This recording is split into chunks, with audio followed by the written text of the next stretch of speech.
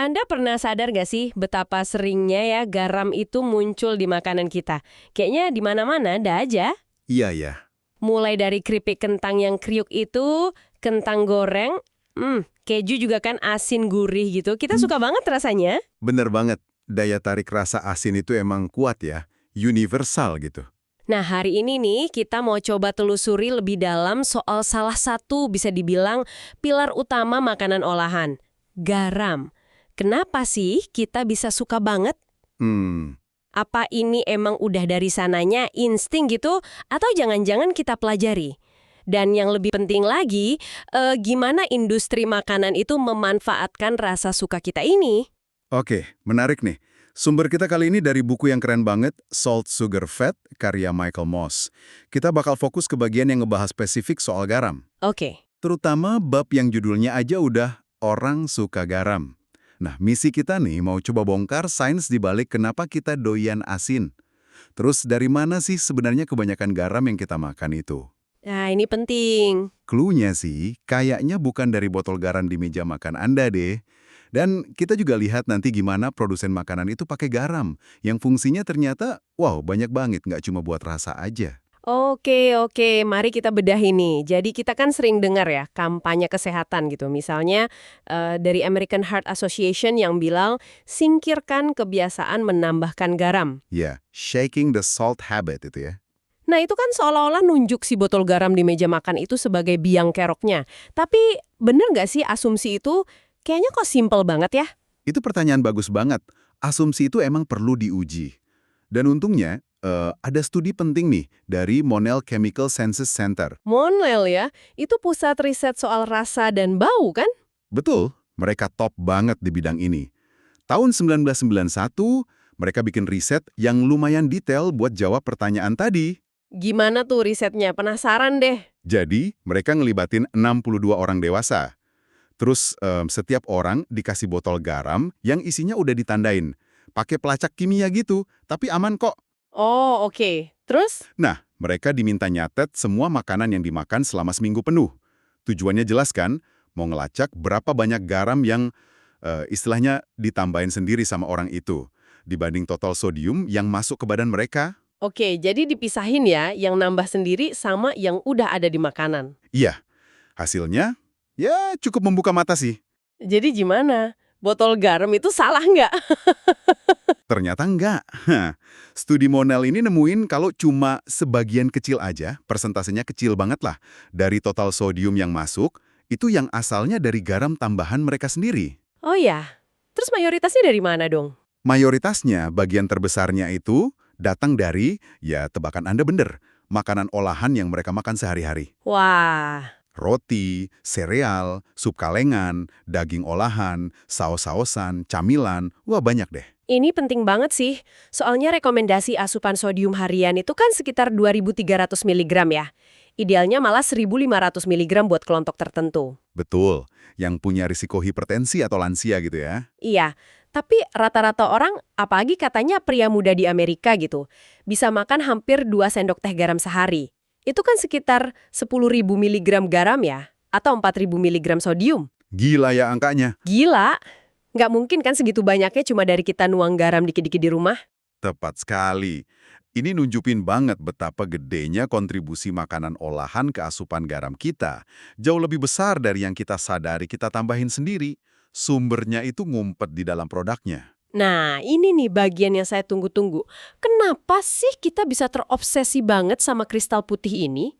Apa ini semacam naluri purba gitu yang udah tertanam di biologi kita buat nyari garam? Pertanyaan fundamental itu ngebawa kita ke risetnya Paul Breslin. Dia peneliti keren juga dari Monell dan Rutgers University. Dia dalamin banget biologi sama psikologi kenapa kita suka garam. Oke. Salah satu studinya yang unik malah pakai lalat buah loh. Ahaha, lalat buah. Apa hubungannya sama kita suka garam? Agak jauh ya kayaknya. Kedengarannya emang aneh ya, tapi ternyata ada kesamaan genetik yang lumayan signifikan dalam mekanisme sel buat deteksi rasa asin antara lalat buah sama manusia. Oh gitu. Iya, dan yang lebih menarik lagi, lalat buah itu juga nunjukin preferensi rasa yang agak mirip sama kita dalam beberapa hal. Mereka suka hasil fermentasi kayak anggur, keju, roti, cuka. Yang seringkali asin juga ya? Nah, itu dia.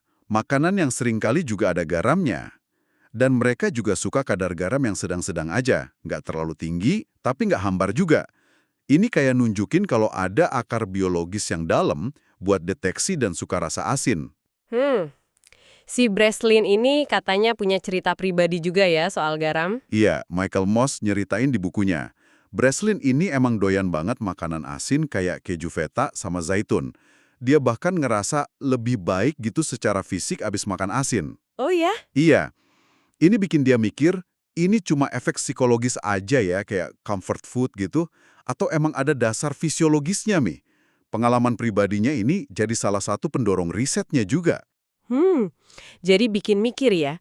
Terus soal suka garam ini sebenarnya bawaan lahir atau kita pelajari sih? Nah, pertanyaan itu coba dijawab sama studi Monell yang lain. Ini dipimpin Leslie Stein tahun 2012, fokusnya ke bayi. Temuannya signifikan banget dan agak kaget juga sih. Gimana tuh? Bayi yang baru lahir itu ternyata cenderung nolak atau paling nggak netral sama rasa asin. Mereka belum suka. Oh, jadi nggak langsung suka dari lahir. Terus kapan berubahnya? Nah, perubahannya itu kelihatan sekitar usia 6 bulan. Pas bayi udah mulai dikasih MPASI, makanan pendamping ASI. Oke. Di usia ini, bayi yang dikasih makanan olahan yang umumnya ada garamnya, kayak sereal bayi atau biskuit gitu-gitu, mulai nunjukin rasa suka sama larutan garam. Mulai doyan dia. Wow. Sebaliknya, bayi yang makannya dominan buah sama sayur segar yang alami kan rendah garam, mereka tetap nggak suka atau nolak rasa asin. Berarti selera kita dibentuk dong ya dari kecil? Banget. Ini benar-benar ngubah cara kita lihat preferensi rasa. Bukan cuma suka atau nggak suka dari lahir, tapi selera kita itu kayaknya fleksibel banget. Bisa dibentuk sama apa yang kita makan pas awal-awal kehidupan. Ini jadi pertanyaan penting kan jadinya? Seberapa besar sih peran paparan dini makanan olahan yang banyak garamnya dari industri makanan itu dalam ngebentuk cetakan selera kita dari kecil? Bisa jadi loh, kita suka garam ini sebagian besar karena dilatih tanpa sadar. Wah, fakta kalau mayoritas garam dari makanan olahan, terus preferensi kita bisa dibentuk dari bayi, ini langsung nyambung ke peran industri makanan dong ya? Kalau gitu, garam buat mereka bukan cuma soal bikin makanan jadi enak aja ya? Jauh lebih dari itu. Garam itu, kata Michael Moss, kayak the great fixer. Semacam si pemecah masalah hebat lah di dunia makanan olahan. Fungsinya vital banget dan macam-macam, nggak cuma rasa. Ini bukan bumbu biasa, tapi kayak alat sulapnya industri. Alat sulap? Maksudnya gimana tuh? Misalnya nih, garam bisa nutupin rasa nggak enak yang kadang muncul pas produksi. Kayak rasa agak logam di sereal jagung, contohnya cornflakes Kellogg tuh. Oh iya. Iya, garam juga bisa ngilangin rasa pahit atau getir bawaan bahan baku. Terus dia juga bisa nyegah tekstur yang aneh. Kayak rasa lembek atau lengket di langit-langit mulut pas makan biskuit atau cracker Kellogg. Buat daging olahan kayak ham, garam itu penting banget buat ngubah tekstur yang tadinya kenyal kayak karet jadi lebih oke. Bahkan nih, pas bikin roti industri skala gede, garam itu fungsinya ngerem proses fermentasi ragi, biar jalannya pas sama kecepatan mesin dan oven pabrik. Wah, kompleks juga ya. Iya, tanpa garam, banyak produk andalan mereka dari sereal sampai ham rasanya bakal aneh, nggak enak, bahkan mungkin bikin enek. Saya jadi ingat bagian di buku pas Michael Moss nyobain produk Kellogg yang dibikin tanpa garam sama sekali. Itu pengalamannya lumayan ekstrim ya. Haha, iya gimana tuh? Cornflakes jadi kerasa kayak logam. Eggo waffles rasanya kayak jerami kering. Terus Cheez-Its itu warnanya jadi pucet banget. Terus lengket gitu di mulut gak enak. Townhouse Crackers juga rasa menteganya yang khas itu hilang total. Wah. Ada ilmuwan Kellogg yang jelasin juga katanya ngilangin garam aja itu bisa ngerusak keseimbangan rasa lain di produknya. Jadi semuanya jadi nggak enak. Ini menunjukin banget kan peran garam itu integral bukan cuma soal asin doang. Bener banget. Ada contoh lain juga dari Kraft soal ham tadi. Mereka pernah eksperimen internal ngurangin kadar garam di ham olahan mereka dikit-dikit. Hasilnya gimana? Hasilnya, tekstur kenyal khas hamnya itu pelan-pelan hilang. Terus pas udah dikurangin sampai level tertentu, orang yang nyobain itu mulai nolak. Bahkan ada yang sampai muntah katanya, karena rasa sama teksturnya udah nggak banget. Waduh. Ini nunjukin betapa krusialnya garam buat bikin produk itu bisa diterima lidah. Oke, jadi jelas ya, industri itu bergantung banget sama garam dan bukan cuma buat rasa asinnya. Nah, sekarang coba kita lihat lebih dekat. Siapa sih pemain besar di balik pasokan garam industri ini? Salah satu yang terbesar kan Cargill ya? Bener banget. Cargill itu salah satu pemasok garam terbesar buat industri makanan global. Dan mereka paham banget kekuatan garam ini. Di materi jualan mereka yang dikutip Moss, Cargill itu terang-terangan bilang kayak gini, orang suka garam. Itu salah satu rasa dasar yang paling susah ditinggalin. Garam ngasih daya tarik rasa ke semuanya. Wah, jujur juga ya mereka. Iya, mereka tahu persis apa yang mereka jual dan kenapa klien industri mereka butuh banget barang itu. Dan mereka nggak cuma jual garam dapur biasa gitu kan? Mereka banyak inovasinya juga. Tepat. Cargill itu ngembangin macam-macam jenis garam yang dibikin khusus buat aplikasi tertentu. Ada garam serpih, flake salt, yang bentuknya dibikin biar nempel sempurna di permukaan snack kayak popcorn atau keripik. Oh, pantesan nempel ya? Iya, ada juga garam bubuk halus, powdered salt, yang gampang banget larut dan nyampur rata di adonan daging olahan atau keju. Ada juga garam laut yang ditambahin aditif anti gumpal biar tetap gampang dituang di produk kayak sup kering, sereal, atau tepung bumbu. Salah satu inovasi mereka yang paling terkenal katanya Diamond Crystal Kosher Salt ya. Apa sih istimewanya garam ini? Nah, garam ini dibikin lewat proses Alberger. Itu metode evaporasi khusus yang ngehasilin kristal garam bentuknya unik, kayak piramida kebalik gitu, tapi berongga. Piramida kebalik, berongga pula. Iya, bentuk ini ada kelebihannya. Pertama, dia nempel lebih bagus ke permukaan makanan. Kedua, karena berongga, luas permukaannya jadi lebih gede dibanding kristal garam kubik biasa. Oke, terus efeknya apa? Efeknya, pas kena air liur di mulut, dia larutnya kira-kira 3 kali lebih cepat. Artinya, sensasi rasa asinnya itu nyampe ke otak lebih cepat dan kerasa lebih kuat. Jadi ngasih ledakan rasa instan itu yang disukain konsumen. Wah, canggih banget ya. Sampai bentuk kristal garam aja dipikirin sedetil itu. Tapi kan sekarang isu kesehatan soal sodium lagi kencang nih. Gimana Cargill ngerespon ini? Mereka ya adaptasi juga. Sejak ada pedoman diet yang lebih ketat tahun 2005 itu, Cargill mulai ngembangin dan masarin alternatif. Mereka punya produk kayak Saltwise. Itu intinya butiran garam asli, tapi direkayasa biar kandungan natriumnya lebih rendah per volume. Oh, ada ya? Ada. Terus ada Premier Potassium Chloride, itu pengganti garam basisnya kalium klorida. Sama Flex Select, gabungan keduanya. Ini nunjukin usaha mereka buat tetap relevan lah di tengah isu kesehatan. Sedikit info menarik nih. Cargill masuk bisnis garam ini tahun 1955. Awalnya itu cara buat manfaatin tongkang mereka yang kosong pas balik abis nganter gandum, ngelihat peluang bisnis gitu. Oh gitu ceritanya. Oke, Cargill dan perusahaan lain mungkin mulai bikin alternatif ya. Tapi apa itu berarti industri secara keseluruhan langsung gerak cepat ngurangin garam gitu aja? Nah itu dia masalahnya. Meskipun alternatif mulai ada, kenyataannya industri makanan secara keseluruhan tuh masih kecanduan banget sama garam biasa. Pas regulator, misalnya di pedoman diet AS 2010, coba dorong batas sodium lebih rendah lagi, apalagi target 1.500 mg buat kelompok berisiko. Wah, industrinya bereaksi keras. Reaksi gimana tuh yang mereka tunjukin? Mereka lobby-lobby intensif. Kellogg contohnya, ngirim surat sampai 20 halaman ke Departemen Pertanian AS, USDA, isinya nentang keras batas 1.500 mg itu. Argumennya apa? Argumen utamanya ya soal kendala teknis serius buat formulasi ulang produk tanpa ngorbanin rasa dan tekstur. Sama kekhawatiran gede soal penerimaan konsumen kalau produk andalan mereka rasanya jadi beda jauh. Intinya sih, mereka ogah banget ngubah formula yang udah sukses di pasaran. Jadi ada resistensi kuat ya dari industri, tapi di sisi lain, muncul pertanyaan nih, bisa nggak sih lidah kita sebagai konsumen adaptasi kalau kita emang niat ngurangin garam? Apa kita udah terkutuk buat selalu suka rasa asin yang nendang? Jawabannya, untungnya sih enggak. Lidah kita ternyata adaptif banget loh. Ada studi klasik lain dari Monell, kali ini dari Gary Bucham tahun 1982, yang buktiin itu. Gimana studinya? Di studi ini, orang-orang diminta buat ngurangin banget asupan garam mereka selama beberapa minggu. Caranya ya, terutama dengan ngehindarin makanan olahan. Terus hasilnya gimana? Apa mereka jadi tersiksa gitu makanannya hambar terus? Awalnya emang susah. Mereka bilang makanan jadi hambar, kurang mantep gitu. Tapi, seiring waktu berjalan, ada yang menarik nih. Selera mereka mulai berubah. Berubah gimana? Kuncinya itu ada di taste buds kita, kuncup pengecap. Kuncup pengecap ini jadi lebih sensitif sama garam. Artinya, mereka cuma butuh garam lebih sedikit buat bisa ngerasain dan nikmatin rasa asin. Oh, jadi sensitivitasnya naik. Betul, dan bukti adaptasinya ini kuat banget. Setelah 12 minggu dia terendah garam, mereka dikasih kebebasan lagi buat nambahin garam sesuka hati ke makanan mereka. Terus mereka nambah banyak lagi. Ternyata enggak. Mereka cuma nambahin lagi sekitar 20% aja dari jumlah garam yang biasa mereka makan sebelumnya, atau yang udah dihilangin dari diet mereka. Ini nunjukin kalau preferensi mereka udah geser lumayan jauh. Mereka nggak lagi butuh atau pengen garam sebanyak dulu.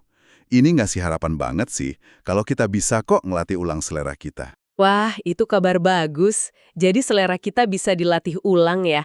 Nah, sekarang coba kita lihat lebih dalam gimana satu perusahaan raksasa snack Frito-Lay bergelut sama isu garam ini. Ada cerita menarik soal ilmuwan internal mereka, Robert Eisenlin. Iya, si Robert Eisenlin ini kan ilmuwan kepala di Frito-Lay ya. Awalnya, dia itu ngelihat ada potensi strategis kalau sampai ada regulasi pembatasan garam. Kenapa? Kenapa tuh? Soalnya, produk Frito-Lay kayak keripik kentang, meskipun asin ya, sebenarnya kandungan garamnya relatif lebih rendah dibanding snack populer lain kayak pretzel. Lin mikir, wah ini bisa jadi keunggulan nih kalau pemerintah membatasin garam. Tapi idenya ini ditolak mentah-mentah sama tim pemasaran. Waduh, kenapa ditolak? Prinsip utama tim pemasaran Frito-Lay waktu itu, flavor is king, rasa itu raja. Mereka nggak mau ambil resiko sedikit pun buat ngurangin daya tarik rasa produk mereka cuma demi potensi untung dari regulasi nanti. Rasa itu segalanya. Oke. Lin juga pernah coba ngembangin metode salting elektrostatis.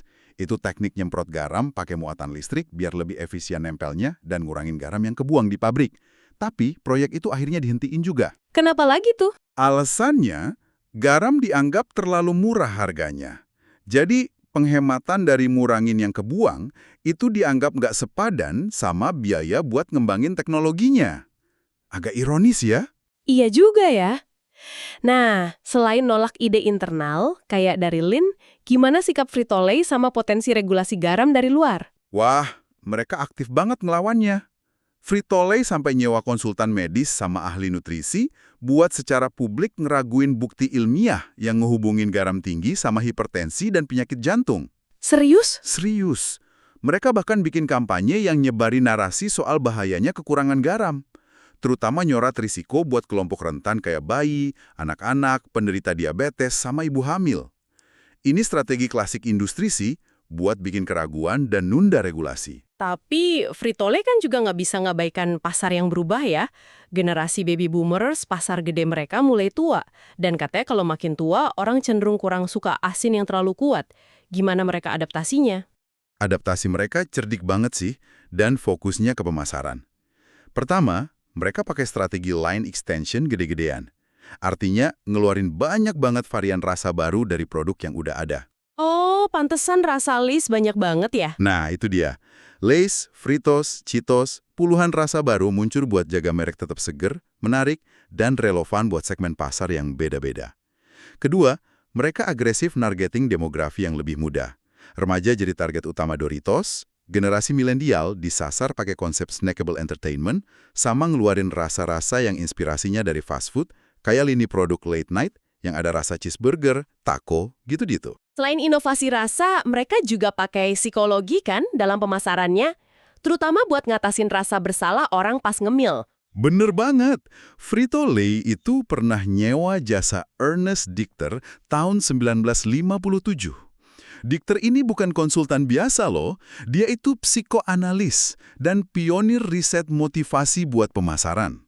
Dia ngasih saran strategis gimana caranya ngatasin guilt factor, rasa bersalah yang sering muncul pas orang makan snack kayak keripik kentang. Apa aja tuh sarannya Dichter yang diterapin? Saran Dichter ini ngaruh banget dan banyak diadopsi jadi standar industri.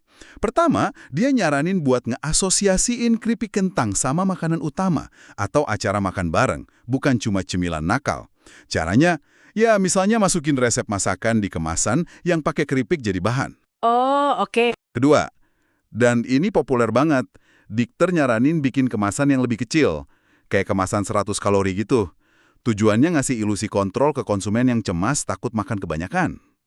Oh, jadi itu alasannya ada kemasan kecil-kecil ya? Iya, meskipun riset belakangan nunjukin taktik kemasan kecil ini nggak gitu efektif buat ngendaliin binge eating atau makan kalap, strategi ini tetap dipakai luas karena daya tarik psikologisnya itu. Kalau kita hubungin ke gambaran besarnya nih, insight Dikter soal sifat adiktif dan rasa bersalah soal keripik ini katanya jadi inspirasi buat salah satu slogan iklan paling legendaris. Bener nggak sih? Anda pasti mikir soal slogan Lay's ya? Iya, ceritanya ngelibatin dua orang kreatif dari agensi Young and Rubicam, Alvin Hempel dan Arch Holton, tahun 1963. Berdasarkan pemahaman mendalam soal gimana orang susah berhenti makan keripik kentang, kalau udah mulai, insight yang diperkuat analisis Dikter, mereka bikin slogan yang jenius banget dan jujur. Beca can eat just one. Taruhan Anda nggak bisa makan satu aja. Wah, itu ikonik banget sih. Ikonik banget. Slogan itu benar-benar nangkep esensi pengalaman makan keripik Lay's. Dan slogan itu bukan cuma kata-kata kosong ya, ada sainsnya. Kenapa keripik kentang itu bikin nagih banget? Studi Harvard bahkan secara spesifik bilang, keripik kentang itu salah satu makanan yang paling nyumbang ke kenaikan berat badan jangka panjang. Formulanya emang dirancang bikin ketagihan. Formulanya emang sempurna dari sudut pandang hyperpalatability, kelezatan ekstrim. Pertama ada garam, ngasih sensasi rasa pertama yang puas di lidah. Terus ada lemak, ngasih mouthfeel atau sensasi enak di mulut plus kalori tinggi. Terus ada pati atau karbohidrat dari kentang yang bisa diubah badan jadi gula. Bikin lonjakan gula darah terus drop ya. Nah, itu dia. Bikin lonjakan glukosa darah, terus turun cepat sugar crash, yang akhirnya bikin pengen makan lagi.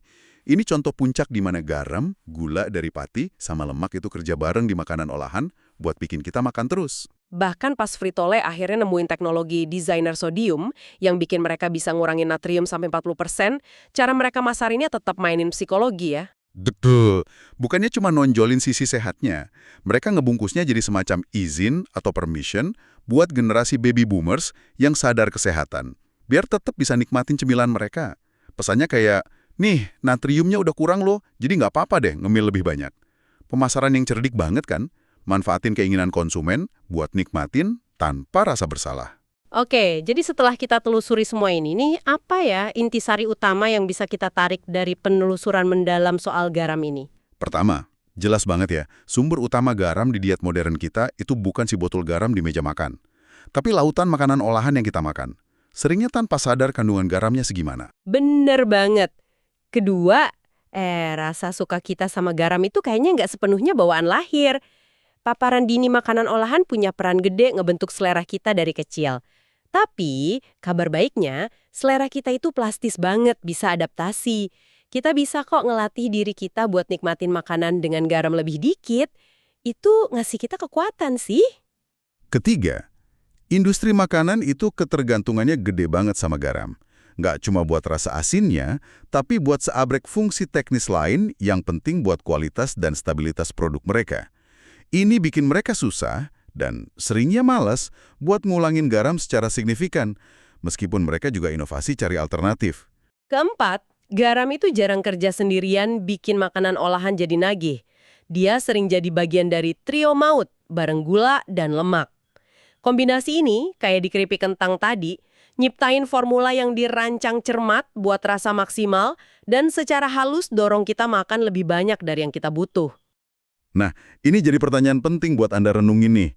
Mengingat betapa dalamnya garam itu udah nyatu sama sistem pangan kita, gimana produsen manfaatinnya dengan berbagai cara, dan gimana selera kita bisa dibentuk sekaligus diadaptasi, seberapa besar sih kendali yang sebenarnya kita punya atas asupan garam kita? Kesadaran soal semua info ini yang kita bahas hari ini, itu langkah pertama yang krusial banget. Tapi buat bikin perubahan nyata, baik buat diri sendiri maupun masyarakat, mungkin butuh lebih dari sekedar niat pribadi ya. Setelah tahu semua ini, apa ya langkah selanjutnya yang paling berarti yang bisa kita ambil? Itu sesuatu yang patut Anda pikirin lebih lanjut. Terima kasih sudah menyimak penelusuran mendalam kita kali ini. Semoga diskusi ini ngasih Anda perspektif baru ya tentang sesuatu yang kelihatannya simple banget tapi ternyata kompleks banget kayak garam ini. Sampai jumpa di eksplorasi berikutnya.